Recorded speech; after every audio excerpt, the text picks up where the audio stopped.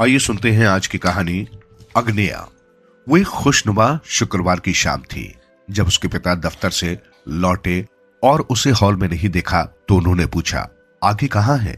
कोई नहीं बोला। वहां सिर्फ सन्नाटा था।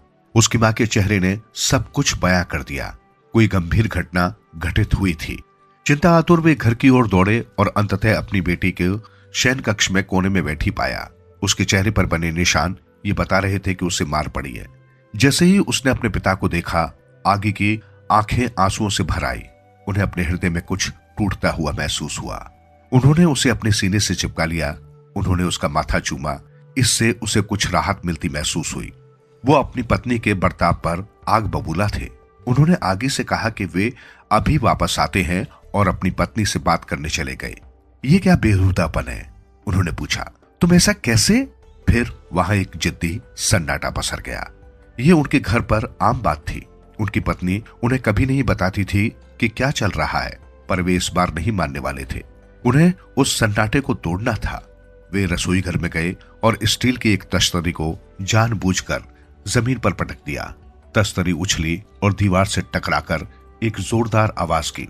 तुरंत ही उनकी पत्नी ने गुस्से में जवाब दिया, क्या तुम्हें पता है तुम्हारी प्यारी बेटी ने क्या किया है? उसने कक्षा में एक लड़के को ऐसा मारा कि उसकी आंखों की रोशनी जाते जाते बची। वो अब अस्पताल में है। शुक्र है कि वो अब सुरक्षित है।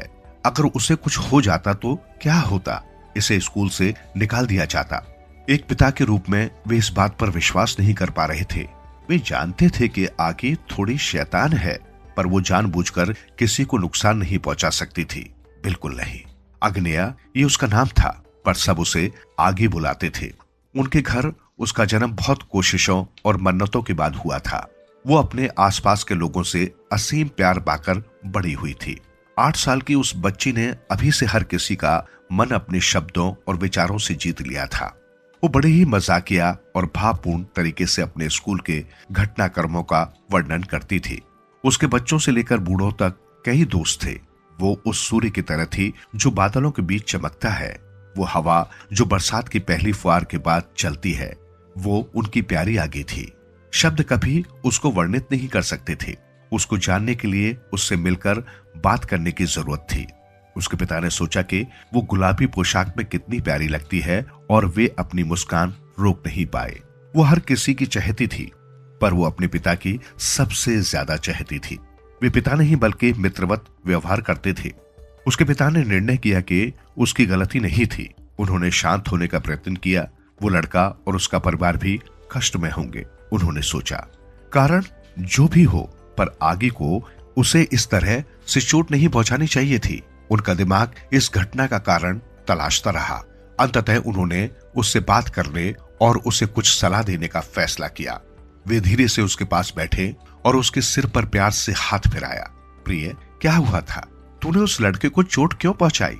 रोते हुए उसने जवाब दिया, डैडी, उसने मेरे कपड़े खींचे, इसलिए तुमने उसे मारा। उसने जवाब देने में कुछ समय लगाया। मैं खेल रही थी और वो लड़का अचानक मेरे पास आया और मेरे कपड़े खींचे। मैंने उसे धक्का देकर हटाने की कोशिश की। मेरे हाथ में पेंसिल थी और उसका नुकीला हिस्सा उसकी भौं पर जोर से लग गया।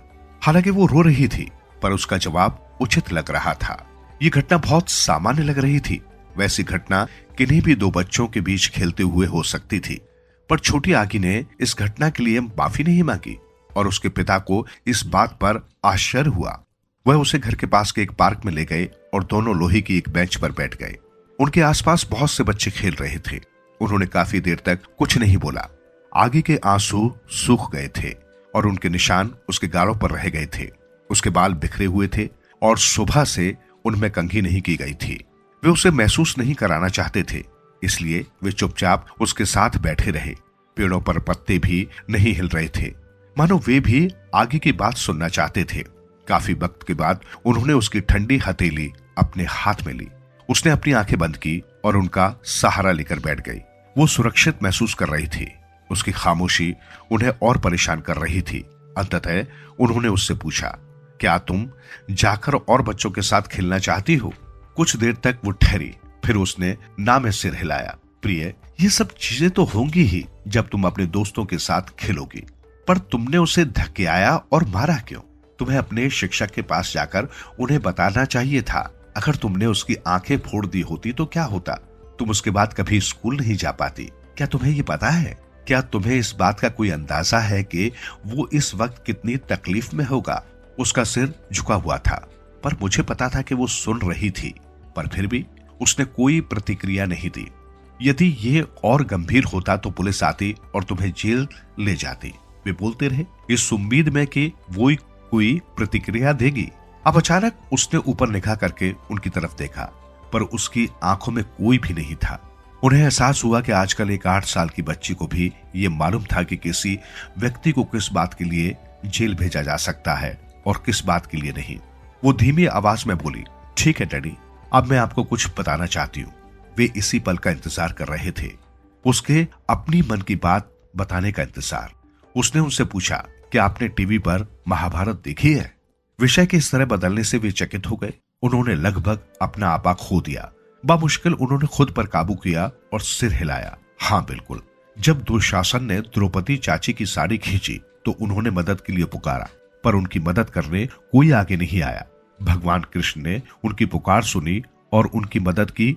बाद में कुरुक्षेत्र की लड़ाई के दौरान भीम चाचा ने दुशासन की बाजुएं द्रौपदी चाची को छूने के कारण उखाड़ ली और उसका सीना चीरकर उसे मार डाला। बाद में उन्होंने दुशासन चाचा का खून लिया और उसे द्रौपदी चाची के बालों में डालकर अपना बदला पूरा किया। आज मेरी मदद करने के लिए कोई नहीं था, तो मैंने खुद अपनी रक्षा करने की कोशिश की। जब उस लड़के ने मेरे कपड़े खींचे तो मेरे अंतवस्त्र दिखने लगे। कक्षा में सब मेरी ओर देख रहे थे और कुछ तो हंस भी रहे थे। इसी लड़के ने ऐसा पहले मेरी दोस्त रोशनी के साथ किया था।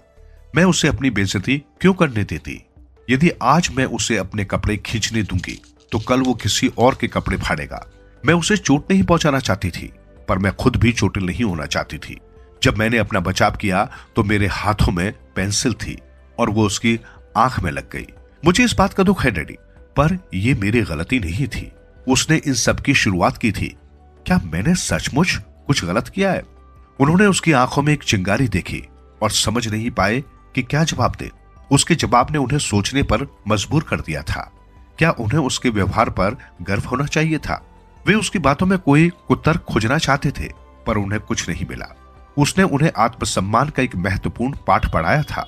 उसका महाभारत कम से कम उन्हें तो सच ही लगा। कुरुक्षेत्र युद्ध का एक मुख्य कारण द्रौपदी का अपमान था और इन दिनों अपमान का दंड भयावह होता था। आजकल इस तरह की घटनाएं सुनने को मिल जाती है। हर उम्र की महिला के साथ कई तरीकों से दुर्व्यवहार किया जा रहा है, उनकी मां की कोख में होने से लेकर उनके कब्र में जाने तक।